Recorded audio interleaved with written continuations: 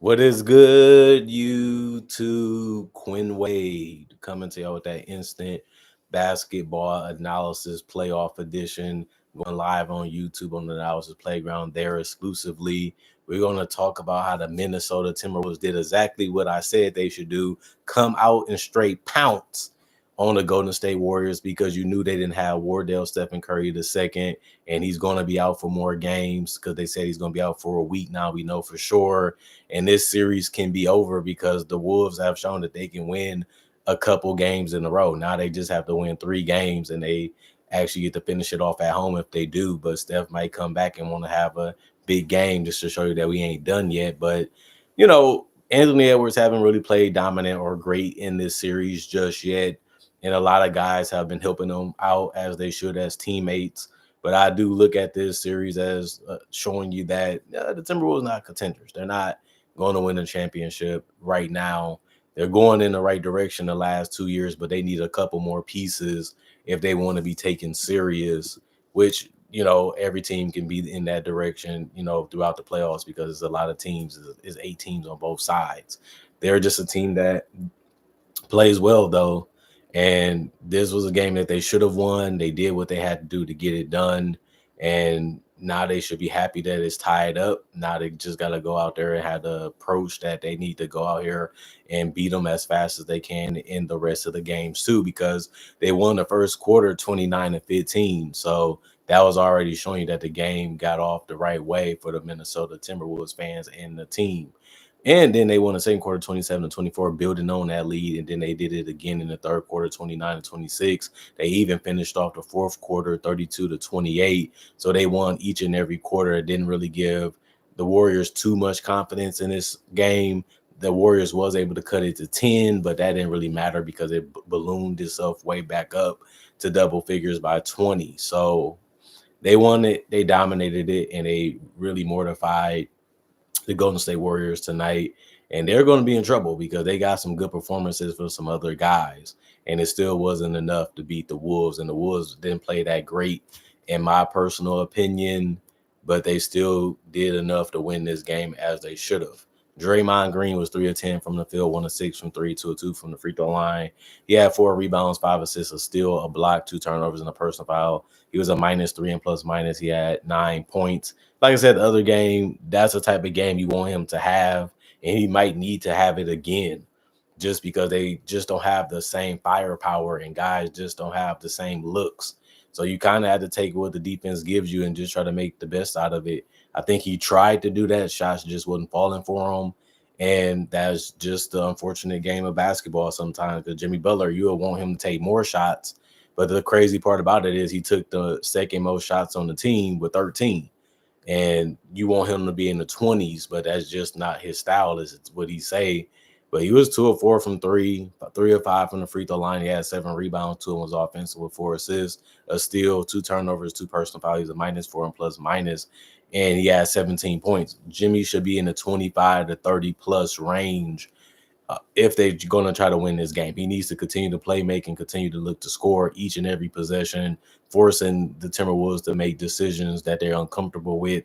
That opens up so much for the team and the role players, and he knows that because he did it so many times in his career.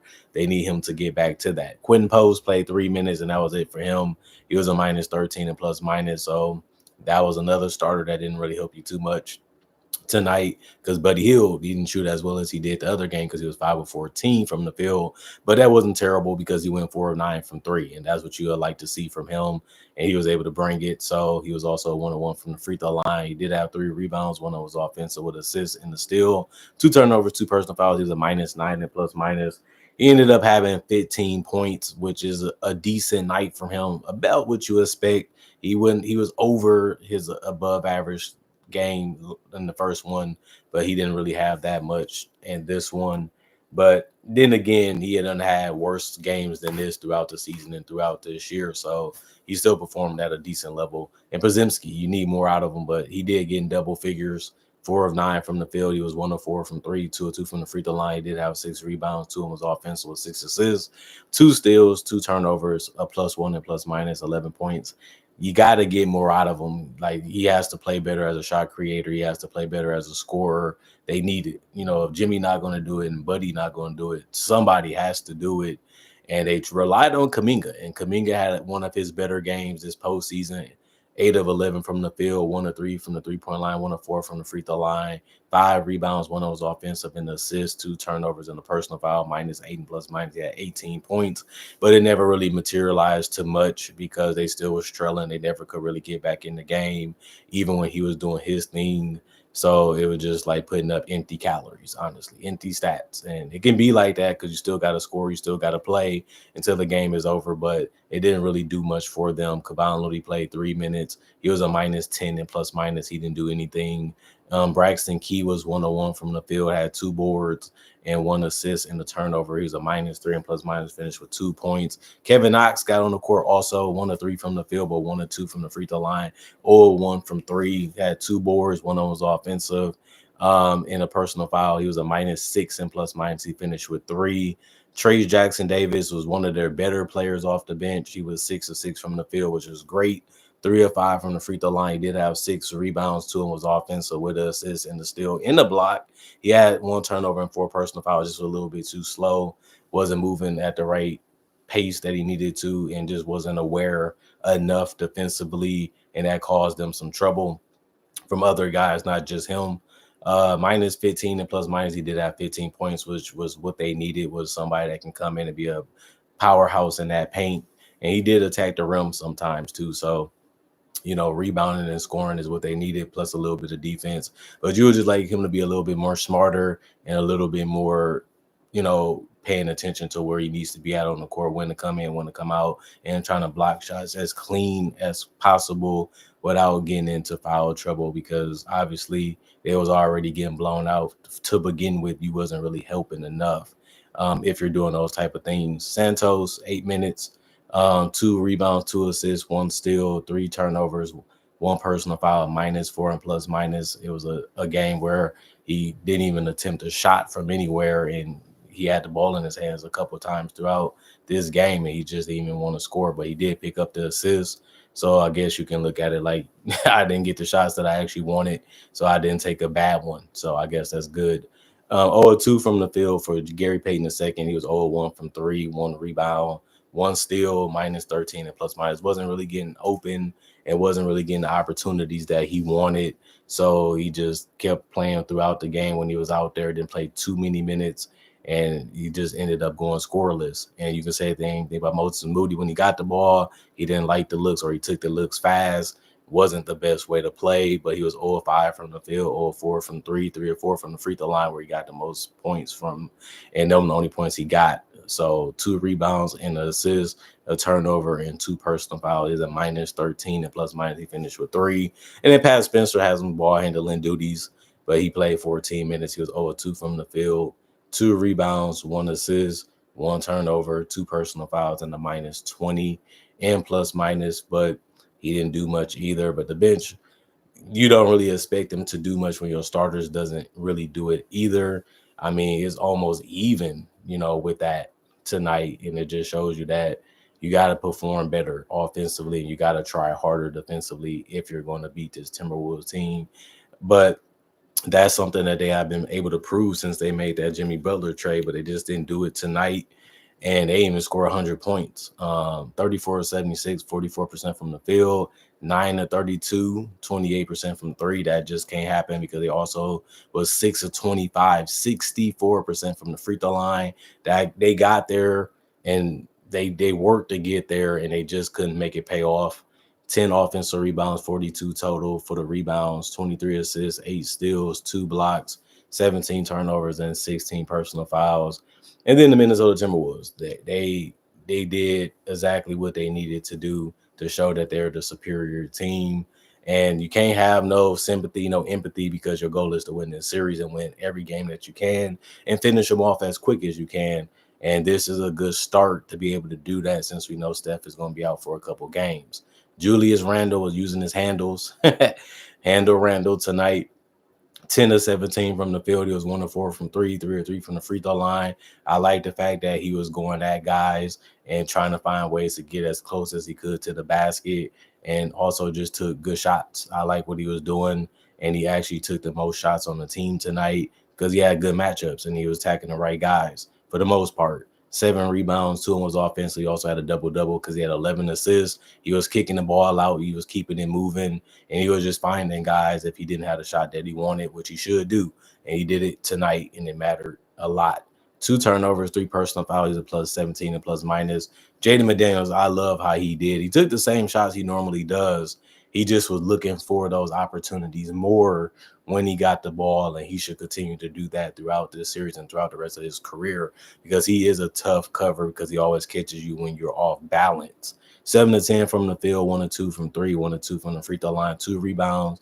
One of them was offensive with 3 steals, 3 blocks, 1 turnover, 1 personal foul, a plus 20 and plus minus. You got to like the fact that he had the activity that was needed to be a menace defensively tonight. Just using that length, using that quickness, using that speed to make things hard and troubling for the Golden State Warriors, and it worked out in his favor. Rudy Gobert, he looked it bad offensively.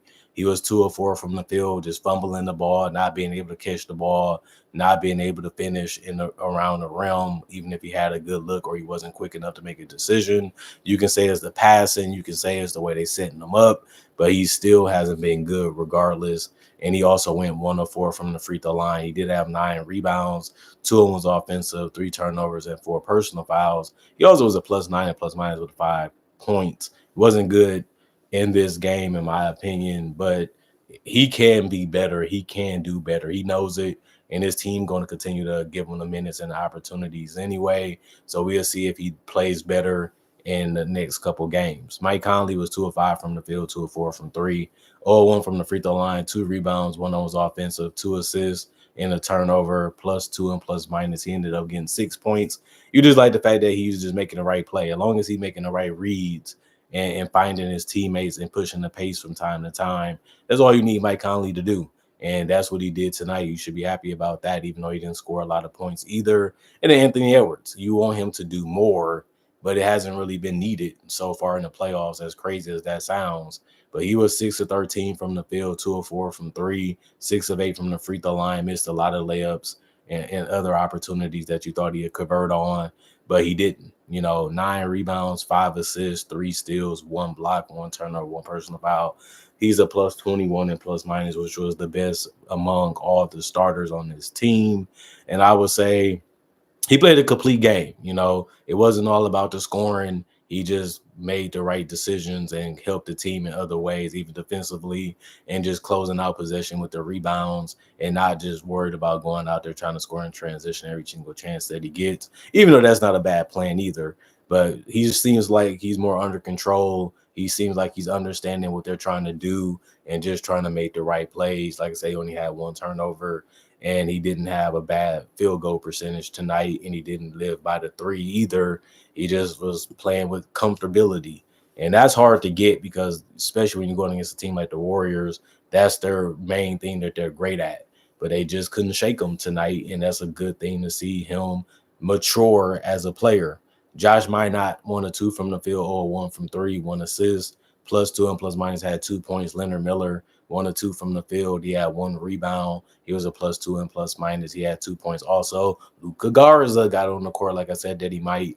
2 minutes for him. He had a personal foul. He was a plus 3 and plus minus. Naz Reid got in double figures with 11. He was 4 of 10 from the field, 3 of 8 from 3. You just got to love his size. You got to love his touch from the perimeter. And you got to love the fact that he can score in so many ways, but he also can board. He had 3 tonight at 30 minutes. You would like a little bit more from him, but they didn't really miss that much. And he had 5 assists kicking it out when he could, and just being a problem offensively for the Warriors that they haven't been able to solve just yet. And they might not, because you got to guard one person in the paint, and Naz Reid can score in the paint off the dribble or at the top of the key or in the corner. So not knowing where he's going to be and always got to find him at the last minute has been giving the Warriors trouble.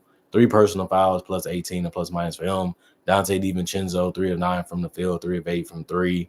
3 rebounds. They always offensive. He had 5 assists in the steal, 2 turnovers, 3 personal fouls. He was a plus 18 and plus minus, had a good game with 9 points. You got to like what he did. You want him to score a little bit better.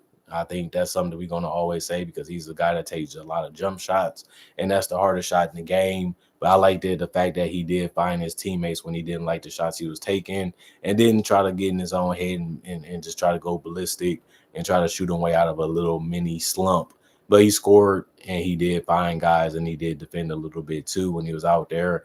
And that's all you can ask him to do in 26 minutes. And you can say the same thing about Nickeil Alexander-Walker. He was the MVP from the game, just came out of nowhere and was able to hit shots and was able to find a way to get good shots to be able to be taken. 7 of 13 from the field, 4 or 6 from 3, 2 or 2 from the free throw line, 3 rebounds, two of them. Well, he had 3 assists, 2 rebounds. One of them was offensive with a block, a turnover, and 4 personal fouls. He was a +4 and plus minus. Led the entire bench in points with 20. This was a huge performance for him. Was a guy that allowed them to stay ahead and keep the lead and never look back. And that's what the bench supposed to do. They're supposed to pick up where you left off at and continue what you was doing, especially if you're a good team.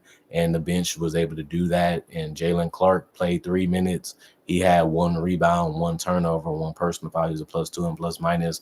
And of course, like I said, Terrence Shannon Jr. going to get minutes and opportunities. He got a good look, missed it, and the other one he was able to convert it. 1 or 2 from the field for him. That was it. But he did have an assist and 2 steals.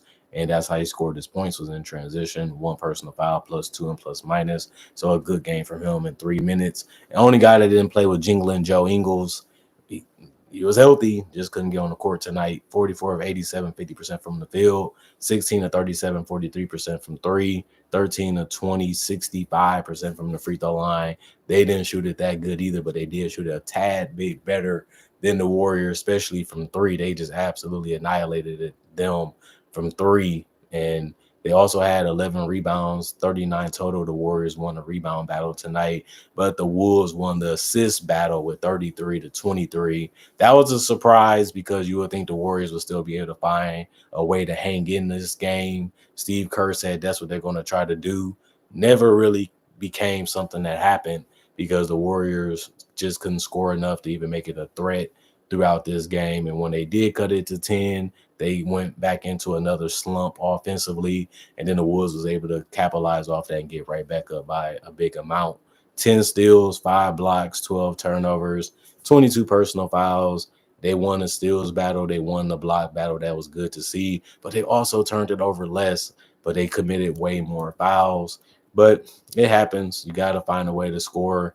The Warriors understood that if we can't make it on the perimeter, if we can't get to the paint the way we wanted to get a look, we got to find a way to put points on the board. So the free throw line was what they wanted to do. They just didn't make enough of them either.